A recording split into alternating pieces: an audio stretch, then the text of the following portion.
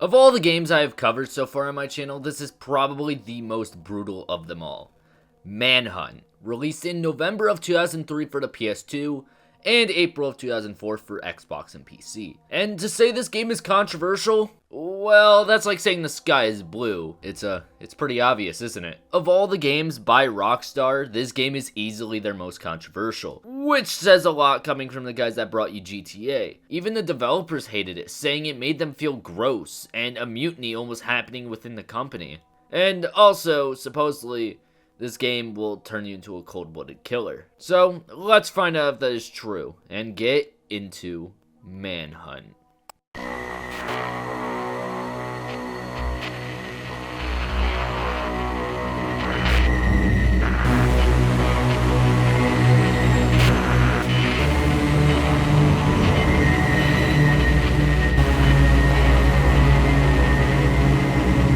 When you launch the game, you get a bit of an opening credit scene that shows a bit of the fucked up nature of this game.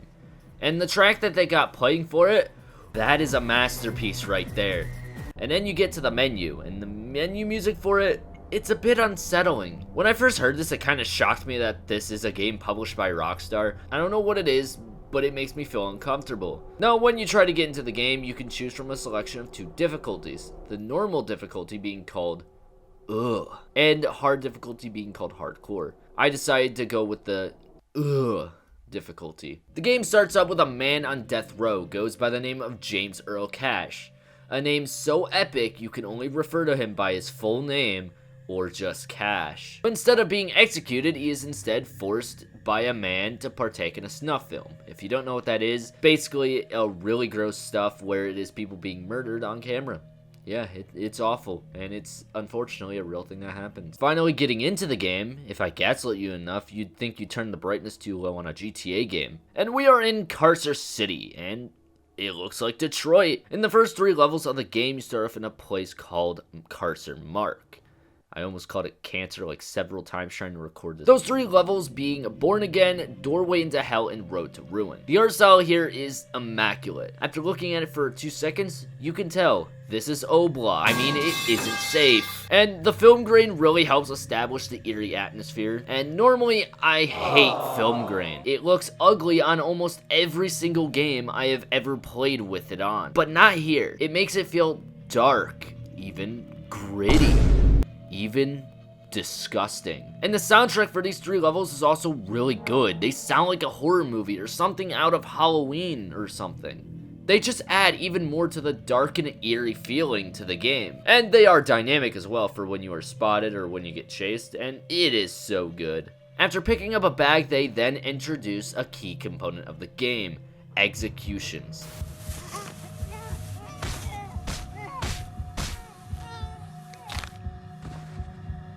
This guy here, though, you can piss off and have him chase after you for a second until his AI just collapses and he just stares at you menacingly. Bodies are starting to pile up nicely. We're getting some great footage. Executions can range between 3 different kinds of them when you hold down whatever button it is to attack people. For 1 second, it is a gray, the least violent of the executions. 2 seconds, it's yellow, middle ground for them. And for 3 seconds is red, which is the most violent of the executions. And yeah, they can get brutal. While a lot of the animation is showing its age, and I mean, damn, we are coming up on this game's 20th anniversary. Happy birthday, Manhunt. This area is just your tutorial kind of zone. They teach you the stealth here as well, and also you get to learn the melee combat. I got him. He's this way, guys. It sucks ass. It is really slow and clunky, however, it is actually kind of good for this game. Instead of making it to where you can overpower everyone, you are at a disadvantage when taking fights. And if you end up in a situation where you are in combat with more than 1 enemy, you are dead no matter what. I want to take a bit of time to talk about your hunters in this area for the game. For the first couple of levels, you are up against a gang called the Hoods. They're just a regular group of thugs that sound like your average New Yorker. There's nothing very special or unique about them, but they do say some funny stuff. You can really see the personalities shine in all the different groups of hunters, but we'll talk about the other ones later. There are also weapons, of course, because where's the fun in a violent game without weapons? There are 3 different types of weapons. Green weapons, they are single use, but apparently are quiet despite not being very quiet. Blue weapons, they are a bit louder and more violent. And later on in the game, red weapons, which are louder and more powerful. Now I want to talk about the geezer in your ear, the director, who is also known as Lionel Starkweather, voiced by Brian Cox, and God, he kills the role, honestly. He sounds like a slimy businessman doing dirty business, and sometimes he says some rather questionable stuff, and he just sells the role so well. The game also has a noise mechanic where you can attract any attention from hunters, whether wanted or not. It's gonna be from running, walking on gravel, or smacking stuff like an idiot. You can also use certain weapons, more specifically the crowbar, to open up locked gates. But of course, this can also make noise and attract enemies to your location. By the third level, Road to Ruin, you gotta get through Carcer City Library, and after you do all that, you are met with a team of mercenaries that beat the shit out of you. And then you get delivered to the next area, the Junkyard. So here we are at the Junkyard for the next 2 missions. White Trash and Fueled by Hate. A cutscene plays showing a party going on with a bunch of white supremacist neo-Nazis. This is a gang called the Skins, and a man named Ramirez shows up, straight up snaps the neck of one of them, and then calls them the F-slur. Okay, you limp dick And then you, as in Cash, are delivered to the Junkyard. So the enemy here is, of course, as I said, the Skins, and what is their gimmick? Being racist. Bread monkey.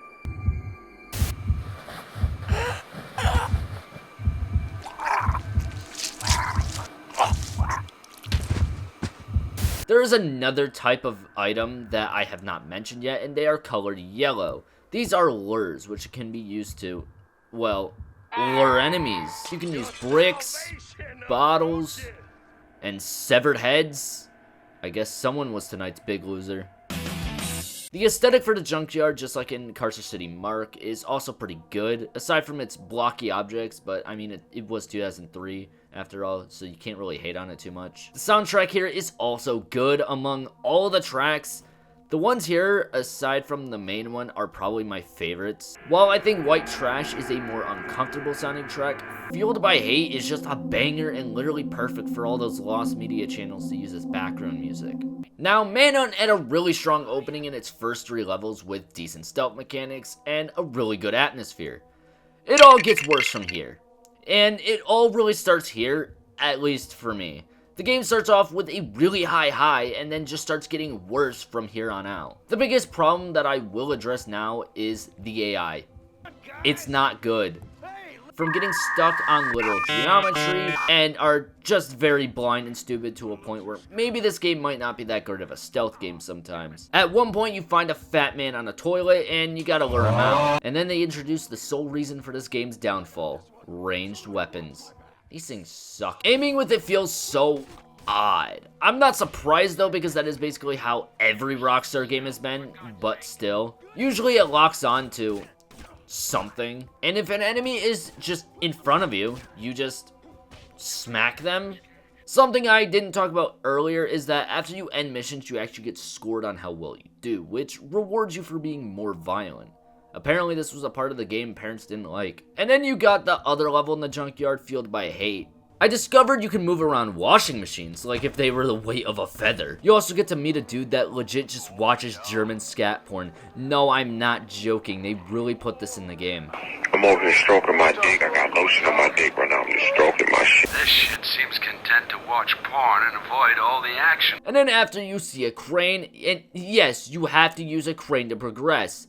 You need to get gas for it, which means you gotta put it down anytime you need to kill someone, which makes you move even slower than you already have to.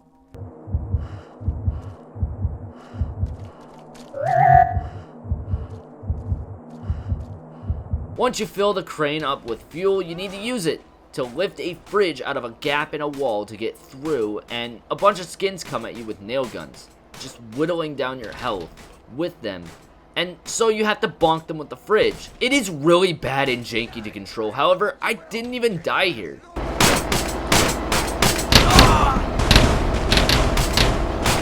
There is this part right after. Somehow every time one of the hunters gets stuck on the bottom part of the ramp, and I just don't get it. Then right after that, they hit you with another fucking crane minigame. 16 times the detail. The level ends with Cash walking around like he's a cartoon character, and then he gets his ass beat by a knockoff hunk. So then we get a cutscene showing 2 hunk guys feeding a giant pigman, and then Cash gets kicked out of a van. And then a cut to show off the next group of hunters preparing for Cash, with Ramirez giving them orders and saying the most awkward line ever. There and nail that bastard. War dogs? Yeah! So now we spend the next 2 levels, those being grounds for assault and strapped for Cash at the Carcer City Zoo. And the group of hunters for these levels is a group called War Dogs. These are some washed up soldiers led by the Ramirez guy, and they're like a militia. If they sucked. The Carcer City Zoo is actually a really cool set piece in my opinion. It is disgusting looking, and it's abandoned just like the rest of Carcer City. But I like the little trash cans they got laying around, it's cute. Sprunk! On a real note, again, I really love the idea of just being chased in a zoo. It just feels cool. Although it is a bit dark, so you can't even really appreciate the location too much. If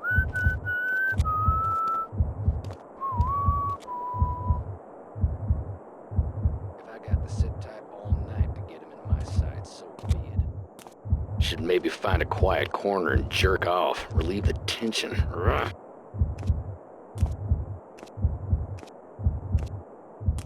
Jeez, I'm horny. Later on in this mission, you encounter the dumbest sniper I have ever seen.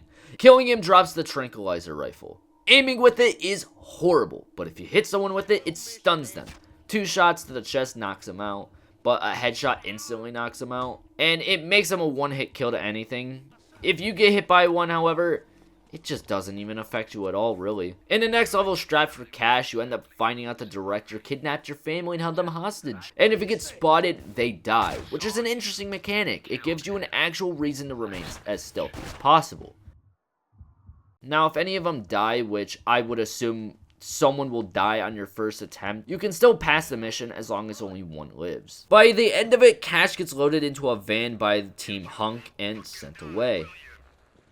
Now here is my least favorite part of the game. The next 3 levels, View of Innocence, Drunk Driving, and Graveyard Shift, which take place within an area of Carson City called East Los Albos. I think I'm pronouncing that right, please correct me if I'm wrong. And you meet another group of hunters called the Innocence that Ramirez sends to the mall, which is the next location that you go to. The director wants you to relax and watch a recording that you need to find in the mall. Just by the sound of his voice and what he's been making us do this whole time, sounds sketchy. So you need to find a tape and a camera, and let me just tell you, fuck this level. I would talk about the track for this level, but how are you supposed to hear it? Over fucking gunshots. In this level, you mainly use guns. It is the only way you can progress through it, and I hate it. Yes, this game, made in American, hate guns. Congratulations, Rockstar. You just did the impossible.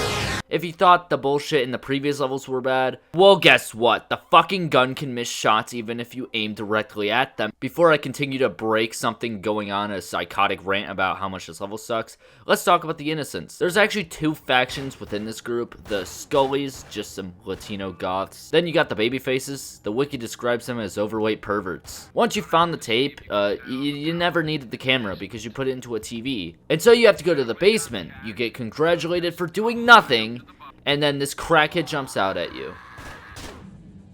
Then we get to watch the tape, and it shows Cash's family being murdered despite we literally freed them. It makes sense why the director, or Starkweather, would do this. It's a loose end. He can't let them be free. And this is actually the first time we see emotion out of Cash, which leads me to actually talk about Cash as a character. For a majority of the game, he shows absolutely no emotion whatsoever. But here, he seems to show a bit of that and is upset about it. And he never talks aside from the few occasions. And when he does, he sounds like Kevin Conroy Batman. Get out of here! Run! Now, if you think this is to make Cash likable, it's not. He's still a piece of shit. As it was said in the very first mission, he is scum, just like the gangs he's going around killing. But this does show a side of him that we don't ever really see, and that is the end of View of Innocence. We then move on to Drunk Driving, and it is an escort mission. Surprisingly, it ain't bad. It ain't great, but it's not that bad. You need to keep this hobo alive, and you cannot get through anywhere without him. Also, fun fact, he's voiced by Hector from Breaking Bad. Oh, what the hell? This looks comfortable enough. It was at this point I noticed if you hurt an enemy enough, they will legit pussy out and run from you. Yeah, not so tough now, are you? I didn't find this level that bad. The only time you even need to use a gun is to kill the guy at the end because he just doesn't leave the area and he has a fucking shotgun. And when that mission ends, we are now at a chemical plant. How? I don't know. What happened to the hobo? I don't know. You could definitely tell stuff was cut due to time constraints, especially during these odd cuts to certain locations. This level, I have mixed feelings about. It's not the worst, despite the fact that you need to use guns to get through it. It is a bit fun just running through enemies, blowing their heads off with a sawed-off shotgun. Although, this part where you're on the catwalk sucks ass, and I wouldn't even wish this upon my worst enemy. But at least you could break vents in this level, specifically just this one. The level ends with Cash sprinting away like he just planted an explosive in there, and he almost gets hit by a van, and gets taken away by Cerberus again. Now we reach the Darkwoods Penitentiary for the next 3 missions. Mouth of Madness, Doing Time, and Kill the Rabbit. To open up with the first level, Mouth of Madness, you can use this guy in his electric chair thing and shock him forever just to lure this one guy. And he doesn't die in that chair, by the way. He is just invincible. The gang that you deal with here is the Smileys, who I think are pretty cool. They're mentally insane psychopaths, and they wear smiley face masks. How cute. And they say some strange stuff, but it does make sense. They are insane after all. Now, I don't think this level is that bad, at least compared to the mall. You still might need a gun, but it really isn't all that necessary, aside from maybe a few points in the level. I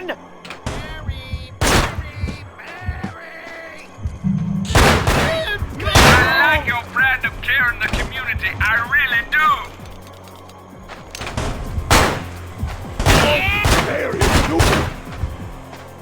You can get this gas can, and you need to shoot it to blow up a brick wall.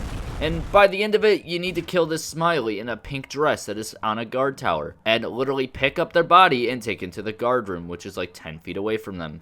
This is the only time I ever actually use this mechanic, and I will never use it again. And then we go to Doing Time, which is on a cell block, and I like this level. Almost. The first part of it I think is really good. You need to perform a yellow and red execution with the hammer, which is surprisingly the only time this game forces you to do that to progress. And then you need to do that with the baseball bat as well. It is pretty good and has an eerie ambient soundtrack to go with it. And then you got the other half of the level. It is basically a shooting range.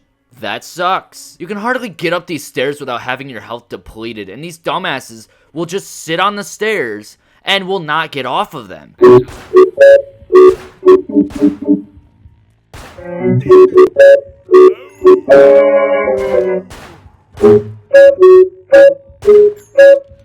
After that level, you get into Kill the Rabbit, where you gotta follow the white rabbit for some reason, and they give a spaz 12. And you know what I said about the shooting? Well, this just makes the game insanely easy and fun, because you can just spam it and most times just one-shot everything, putting holes through everybody. That's really all it is for the most part, but hey, you got this jump scare with a body inside of a body bag. And by the end of it, you were set up by Starkweather. But for some reason, despite knowing that you've killed villages worth of people, he sends 4 guys to kill you.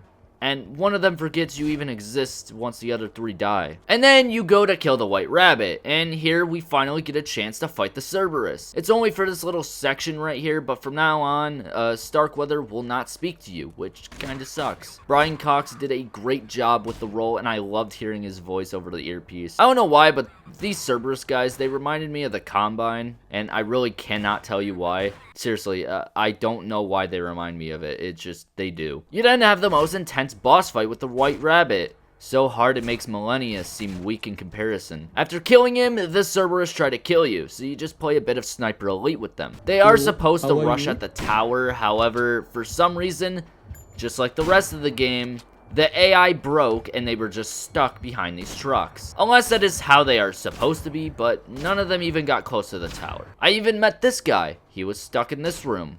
How did he get in here? I don't know. Could I kill him?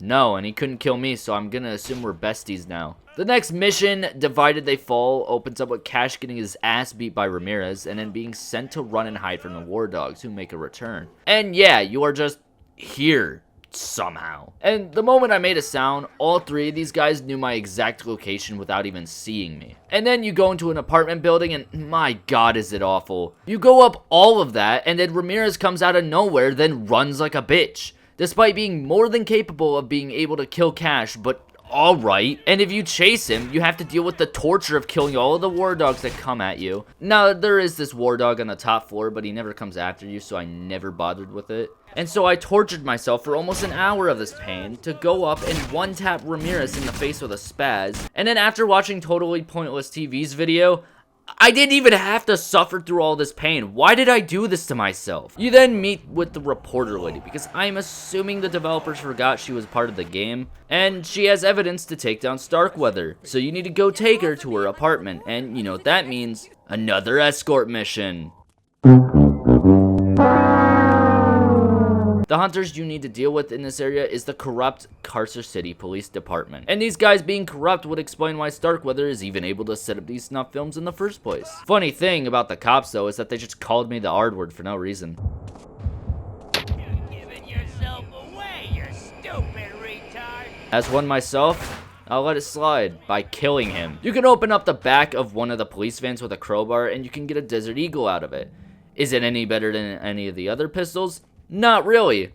Seriously, the only difference between the 3 pistols in the game is magazine size, and they all do the same amount of damage. And also, when I went to go play this to try out the PC port, I noticed there was other areas like this where you could use a crowbar to get a secret, which would give you an item that you don't have. And in an area like the Carcer City Zoo, you could get the double-barrel shotgun right off the bat. You get into the reporter's apartment building and police are swarming it because they just knew you'd go in there. And they pose little to no threat, sit behind the doors, and boom, easy kill. Once you get her to her room, Cash just ditches her and goes on his own to take down Starkweather. And later on in this level, you gotta go through the casino to kill a police officer that is on the roof of it, who doesn't even fucking see you, by the way. I can't believe I'm saying this, but damn, some games just should not be allowed to have color. And to end the mission off, you gotta go to the subway. Eat stale. Now we are in the subway. You can find an Uzi down here. I'm gonna call it Leslie. And not only do you fight against the CCPD down here, but the goddamn SWAT team. Which, now that I think about it, how the hell has nobody stopped Cash? I understand the hoods or the skins not being able to kill him because they're just pathetic. But you mean to tell me war dogs who are veterans, mentally insane people, the police, and the SWAT cannot kill this man? You need to turn on the subway, but once you do, you just get on the subway. And then we just end up at the stockyard for Carcer Point. And it's just fine. It's just a shooting segment of the game, which is meh. Okay, how the hell did that guy die? I didn't even shoot at him. The mission ends with Cash getting surrounded by the CCPD, who then just get killed by Cerberus. And then Cerberus just take Cash to Starkweather. This begins the final 3 missions of Manhunt, which all take place at Starkweather's estate. The hunters that we deal with here is, of course, the Cerberus, the private army. And I think it is obvious, but no way in hell would Cash be able to take on these guys. Maybe 1, maybe 2, but there's so many guys here, he would die immediately. In the first part of this area, you gotta run through the yard, killing every Cerberus member in your way to get into the house. They are equipped with mostly assault rifles and shotguns, and oh my god, the assault rifle makes this game too easy once you get one. Yeah, it eats up ammo, but it also eviscerates everything. And I don't hate this part of the game. It isn't played out like a cover shooter as much as it is in areas like the mall. But you can actually move around without being punished or getting trapped into going one way. But it is still very punishing because the assault rifle pretty much insta-kills you. Once you get into the house, you gotta stealthily kill everyone inside. Except that doesn't work because 5 guys sit in a room and just start blasting. Apparently in the house, you can get spotted by cameras which alert enemies to your position. However, I noticed when I destroy them, that's when they actually care to stop me. This staircase seems familiar. This part of the game, right here, is awful. This specific spot. Fuck this spot. I hate it. You have to run around and kill all the Cerberus, but there is so many of them, and they are ruthless. And I'm on the normal difficulty. And then you have the room with the Cerberus leader that you have to kill. Yeah, good luck with that one. It took me 15 tries because the AI just won't fucking move. But once you do finally do that, you get in an elevator and chainsaw man! You end up in an attic, I think. It looks like something out of Resident Evil, and the music that plays here is amazing. It feels tense. It's dark. I didn't really talk much about the previous ones because they did a similar thing that all the other levels have. But this one, it's really good. And then you are met by the Chainsaw Man Pigsy.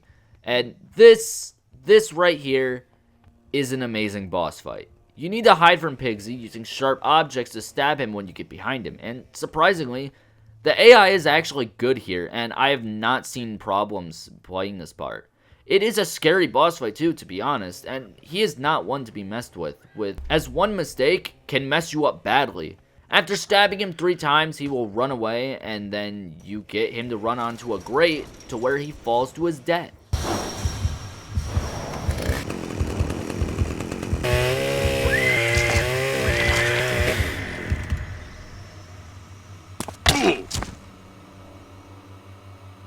You now have the chainsaw, and Starkweather sends his goons to go get you, so you have to play a game of hide and seek with a chainsaw, and kill them.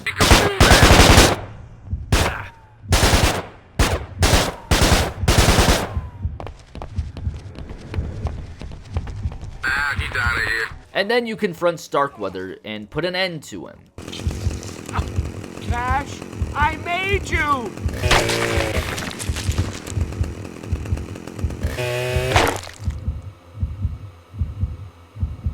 It immediately cuts to the reporter later in the news stating how Starkweather is dead and that they discovered a snuff film ring. But for some reason, I always thought this newsroom looked like it came out of the B movie, and now saying that, I should probably make sure I didn't take any drugs. The credits then roll immediately with an abrupt ending. After the credits, it shows a creepy animated kids show. And that basically implies that the snuff film was taped over a kids film for distribution, which is horrifying. It also suggests that even after the snuff film was supposed to end, it kept going, and that Starkweather's death was a part of it.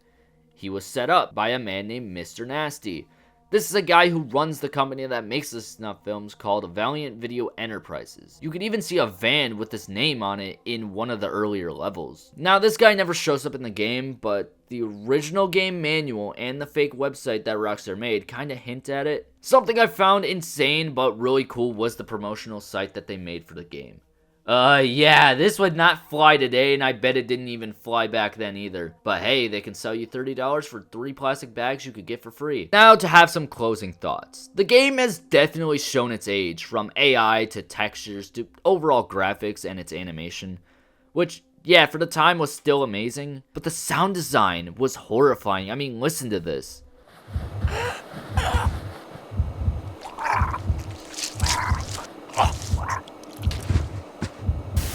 What the hell is this? It's unsettling to hear it. And the soundtrack. One of my favorites in gaming just because of how eerie it is. It was also a solid horror experience, and it shocks me that this is a Rockstar game. Like, think about this. Rockstar made a horror game. Now, yeah, this isn't the main Rockstar, but they still greenlit this game, and they killed it with the promotion. I will say it though, this is one of my favorite games of all time, despite how much it pisses me off with how bad some of the sections are. I still love it. I found it interesting. The main gameplay loop being the stealth was enjoyable. And I got some extreme ADHD. The only stealth game to keep me interested like this was a Splinter Cell game. So you know you did something right. Despite its problems, I still think it's a good game. And it covered a topic that is not nearly as talked about as it probably should. It is unfortunately a real issue that is horrifying to me. And the fact that they even tackled this during the early 2000s is also pretty crazy. But this game is cool, and it needed to exist. But is this game going to turn you into a cold-blooded killer? Is it the goriest or most disgusting game of all time? Well, aside from the guy watching porn, no, it is not the most disgusting game of all time. That belongs to Leisure Suit Larry. And well, for the time, yeah, it was the goriest game of all time. But now, yeah, no, it doesn't even compare. The thing that made it seem as violent as it was really was just because of how grounded the game was in reality. For the most part. But really, this wouldn't even compare to a game like Mortal Kombat. However, the topic it covers is easily one of, if not the darkest ones in gaming, and to this day, I can't think of another game to do something like it. But yeah, that's the video. What'd you guys think of Manhunt? Did you like it? Do you think it's gonna convert you into a murderer? Let me know. I will, pretty soon, cover Manhunt 2, hopefully, later in the next couple months, but yeah. This was Manhunt, a very interesting and dark game from Rockstar. Like the video if you like Rockstar games, subscribe because I want to make more videos like this, and if you enjoyed the video, good. Now goodbye.